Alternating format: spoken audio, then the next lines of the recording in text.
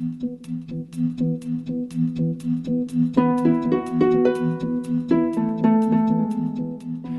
and welcome to Catholic Perspective. I'm Frank Maroc.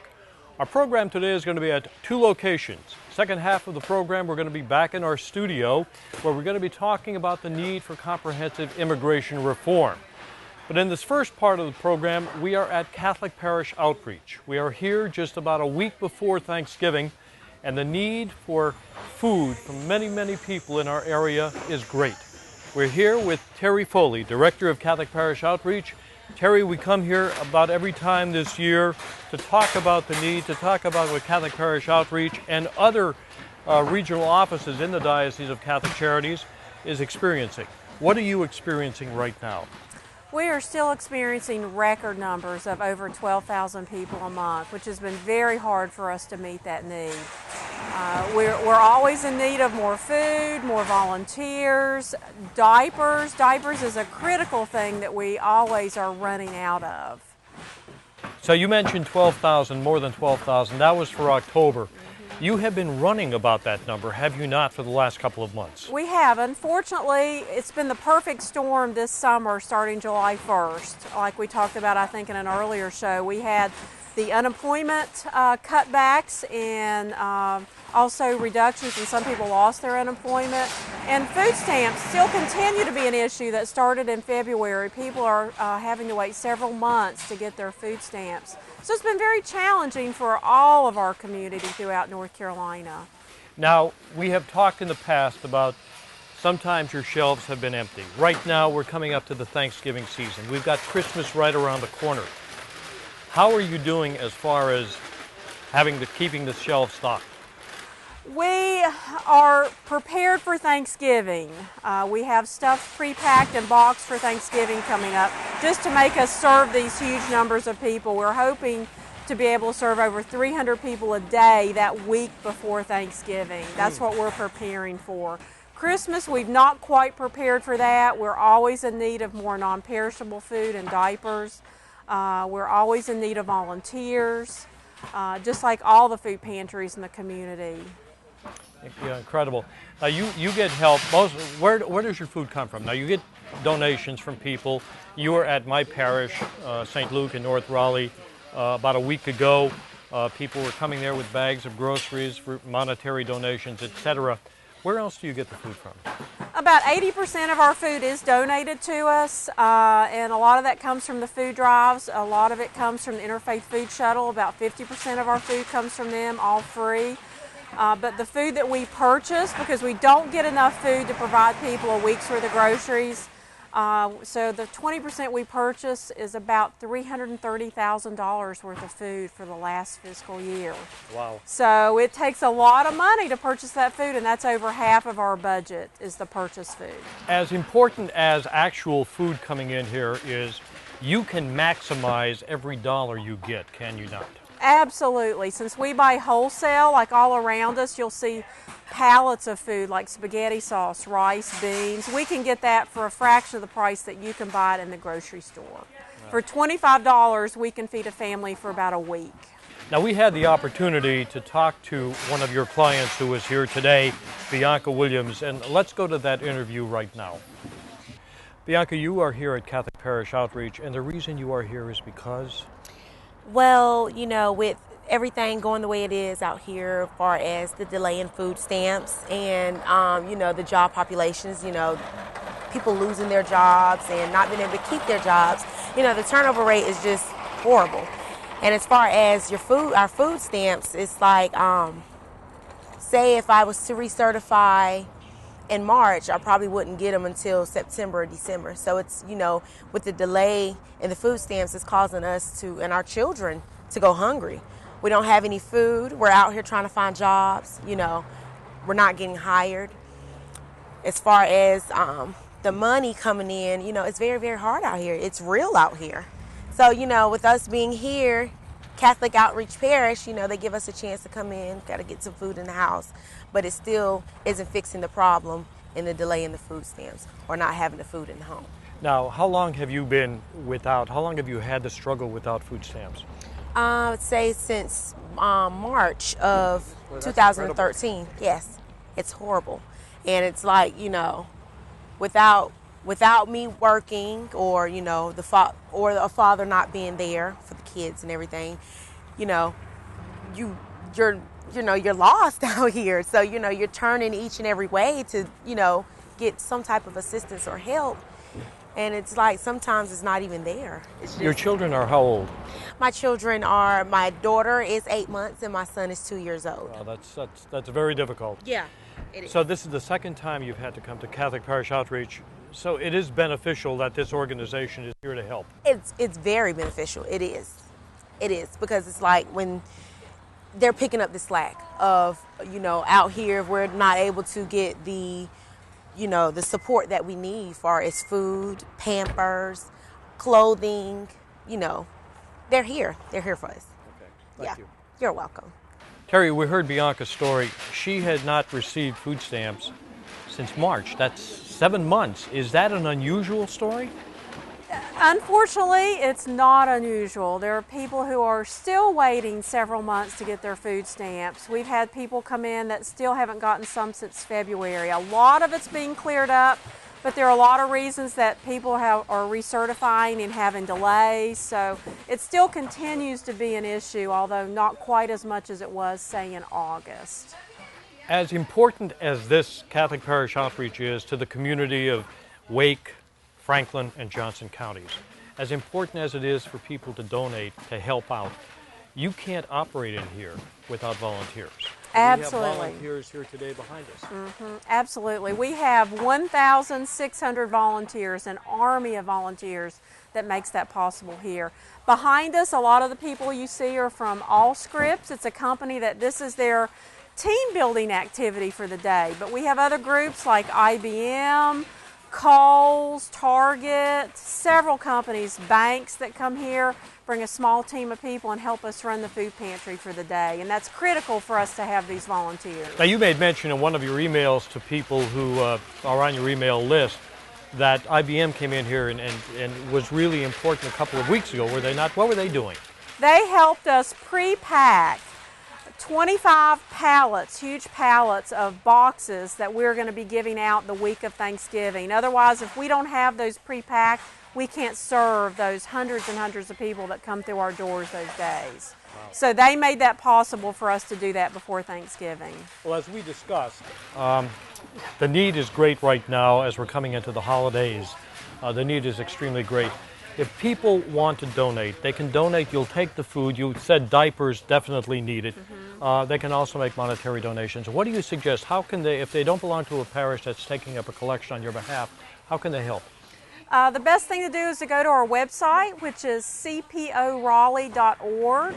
And there it'll show you all kinds of ways to help, whether it's financial donations, donating food, non-perishables, or even clothing. We also give out small children's clothes up to size 6 and baby items. So we're always in need of things like that. So anything like that, you can see at our website our most recent needs. That'll help tremendously. Terry, a great job once again this year. I know it's challenging for you, and it also, in a way, it's heartbreaking. But there's also a lift you've got to get, your spirit's got to get by being able to help so many people.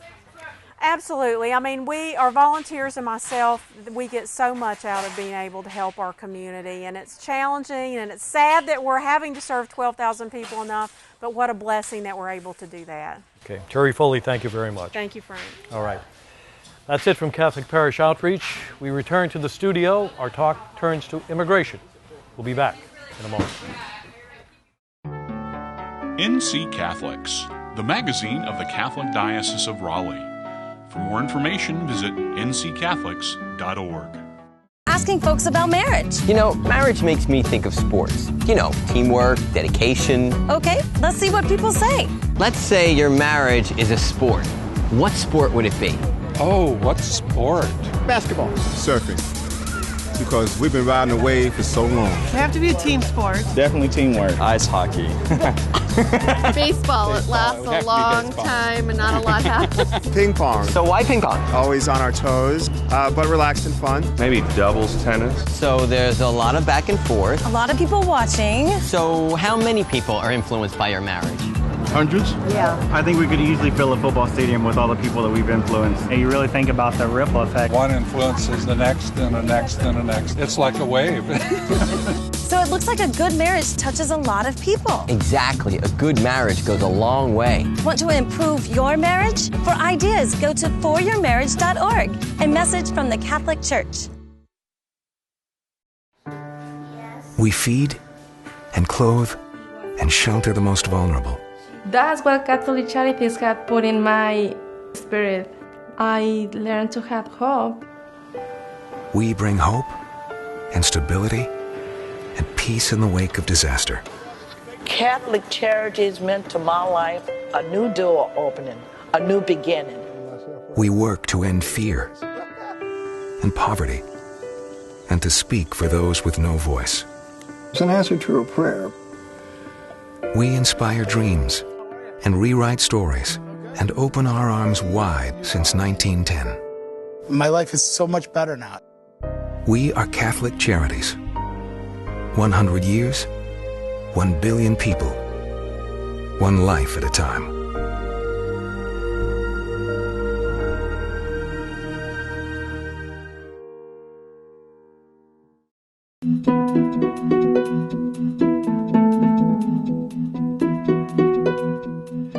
With less than 2 months to go before the start of the new year, time has just about run out on any hopes of Congress coming up with a comprehensive immigration reform package this year.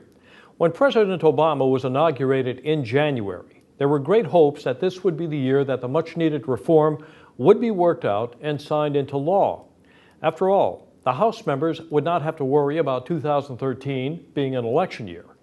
The Senate passed immigration reform in the first half of this year, but the House has failed to take it up. And with the Christmas break right around the corner, it's beginning to appear that any chance of immigration reform may be put on the back burner again, now with the 2014 being an election year for all members of the House and about 1/3 of the Senate. That's a shame.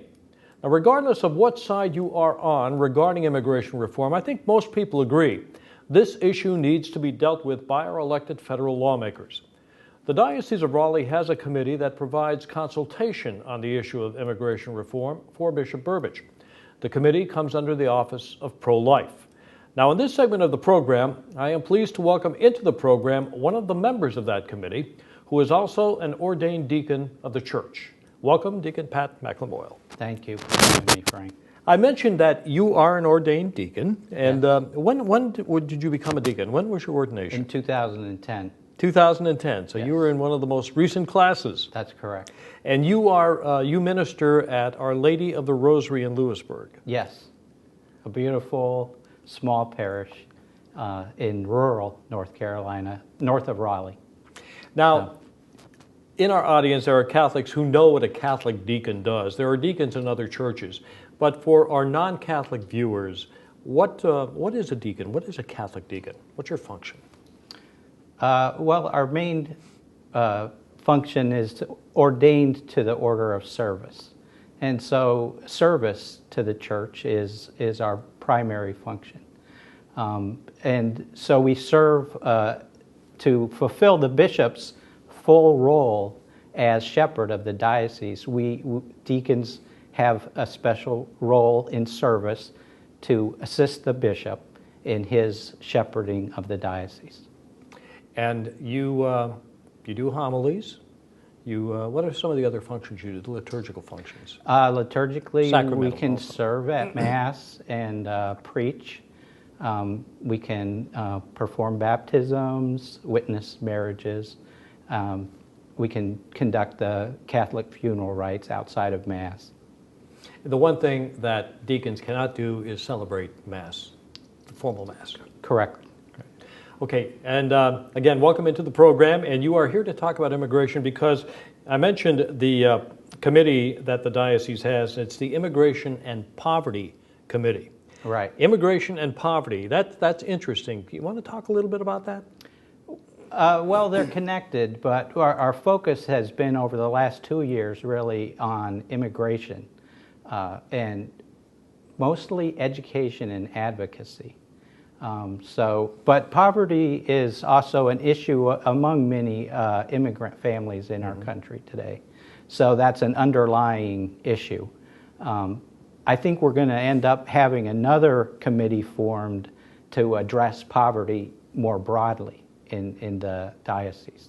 And it is an issue throughout the diocese, throughout Yes. North Carolina, as we so well know if you pay attention at all to the news. At the convocation, you're on this committee and you have an interest in immigration. That's why you're on this committee. Maybe let's begin with that. Why are you interested in immigration? It comes really from a personal interest. I know a young woman, I've known her for a long time, and she became engaged to someone who was a new immigrant, but without documented status. And I was trying to help her see how she could regularize her fiance's status, and I discovered there really is no good answer to how to do that. And that was the beginning of my investigation into our immigration law. I think before that I was kind of like many people, not really aware of how our immigration laws work and the kinds of problems that people who are here without status are dealing with. You did a session at our recent Catholic Convocation. I believe it was titled Bringing the Kingdom Closer to Home. Yes. How does that factor into the immigration? Well, Bringing the Kingdom Closer to Home is really the name of the first session of the parish organizing manual that the Bishops' Justice for Immigrants organization has come out with. And so my talk at the convocation was, it gave some background on immigration, the bishops' pastoral letter, both the U.S. bishops and the Mexican Episcopal Conference, their joint letter, Strangers No Longer, was really the first, or the initiation of the whole Justice for Immigrants campaign. But this organizing manual, the first session is called Bringing the Kingdom Closer to Home. And the idea is, of the organizing manual is to develop relationships within the parish community and to follow the PICO model, which is people organizing, or people improving communities through organizing. It's a model that was created by a Catholic priest. So that first session is what I kind of tried to talk about at the convocation, and then promote the idea that parishes might be able to use this organizing manual to do some community organizing within their parish. Very good. Now, you used the word relationships, and then you talked about knowing that young woman who became engaged to an undocumented person. Relationships are important. So many people who are opposed to any thought of immigration reform go by stereotypes. They're just mouth what other people say. They don't really know. Yet, if you sit down and talk to anybody, whether they be an immigrant or somebody who's poor, that you've never, if you've never dealt with somebody who's homeless, if you sit down and talk to them, they become a person to you. They're not just something that's stereotypical out there. And the relationship builds there, and you can change your view, can you not? Absolutely, Frank. And I think the idea that we are relational people as human persons is so critical. And that's part of what the organizing manual keys off of, relationships. Getting to know someone, realizing that their situation is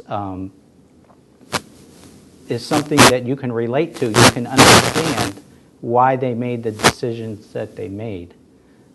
Helps you to change your mind about issues, whether it's poverty or immigration. And when you come to learn their story, if you stop and think that you could have been in that position, that it could have been turned around, exactly. They could have been talking to you about why you did that. Would you have done that if you were in the same position that they were? Yeah, I think that's the the basis of what we're talking about, because when you start to get into that relationship and understand what the situation was and what decisions they made, you can often say, well, I can't see anything wrong with that. I would have done the same thing. If people just stop and think the difficulty it is to make a decision to leave your homeland, and in many cases leaving your family, your loved ones, your close friends behind, because you are trying to improve your lot in life and therefore also your families. That's difficult. Absolutely. And I think what you're saying, Frank, is people move. That's something that's happened throughout history. But the idea of moving to another country for the purposes of bettering your life or for your children or for your family, that's difficult and takes courage. People who are here without status and can't return to their home country, that's even more difficult because they're separated and they know that for long periods of time.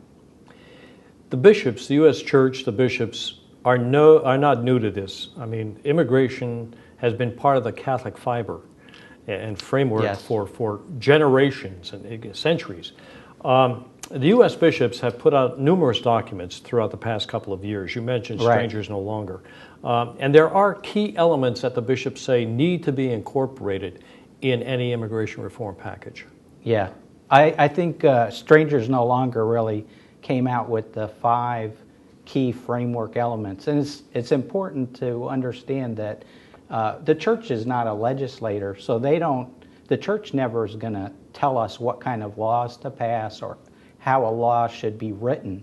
That's not the function of the church. The church is an educator and a teacher. So in this document, Strangers No Longer, the bishops gave us a framework for immigration reform, things that we need to be thinking about when we write laws in the country.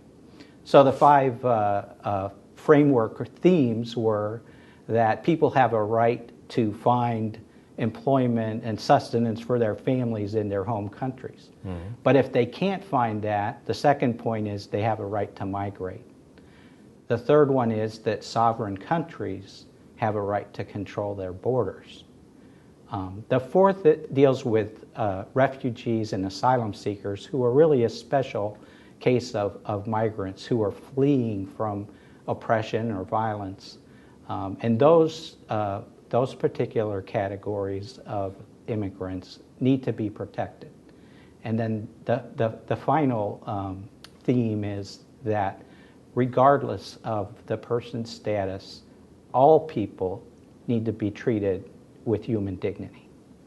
Human dignity. You mentioned protecting the borders, and that's something that the bishops do make very clear whenever they talk about immigration, the understanding that, as you said, every country has the right to protect its borders. Right. That's one of the key points in the Strangers No Longer, one of the 5 key points. But the bishops also make clear something that we may not understand just from me and you talking about those 5 points. We might think, well, the right to migrate and the right to protect borders are in opposition to each other or kind of contrasting rights.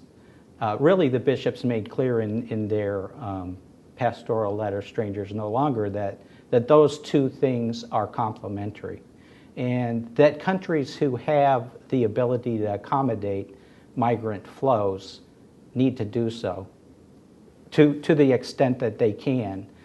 So they shouldn't have border protection legislation that is solely for their own aggrandizement. It's an issue of how we deal with wealth and the goods that we're given. Very good. I had a contact from someone down in Wilmington who really felt strongly about Bishop Burbidge when he was there to celebrate a Mass after St. Mary's was declared a Basilica Shrine, that the bishop would talk about the immigration issue. And I replied by saying, you know, the bishop is not in politics. He accused him of getting involved in politics. I said, this is a moral issue. This is not a political issue. It happens to go over into politics, but it's not a political issue.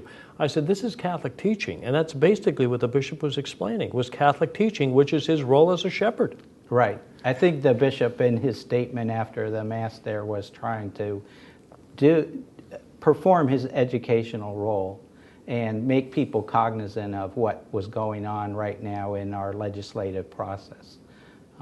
So I know that it's a very hot button issue, but Bishop Burbidge, Monsignor Brockman as Vicar General, Father Arce as Vicar for Hispanics, has all of them have gone far and beyond to support comprehensive immigration reform, in line with the Bishops' Conference teaching. Exactly. As we bring this to a close, last week we had Catholics were asked to contact their congressmen, their representatives, and encourage them to move this along. Even though there was a call-in day last week, it's not to stop. No, until the end of the legislative session this year, we are still hopeful. And so calls into your congressman to let them know that you support immigration reform, especially a path to citizenship, and oppose punitive measures at the border. Those would be wonderful if people can call their congresspeople and let them know their position. Okay. And Deacon Pat McElmoyle, thank you very much for being with us. And you mentioned the document, Strangers No Longer. We talked about Justice for Immigrants. There is a website, and that is justiceforimmigrants.org if you want to learn more about the Catholic teaching and read these documents. Yes.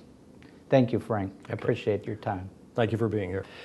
And that brings this week's program to a close. Our program available each week on the diocesan website, along with our radio program, Catholic Weekly. They're both available on podcasts and also on iTunes. If you have a question on any topic we discuss on this program or a question in general, you're invited to email it into us at catholicperspective@raldioc.org. Follow the diocese on Facebook and Twitter. For Twitter, it's @Raleigh Diocese. Follow Bishop Burbidge on Twitter, @Bishop Burbidge. Stay up to date with news and information on the diocese at our website, dioceseofraleigh.org. Until next week, we wish you peace.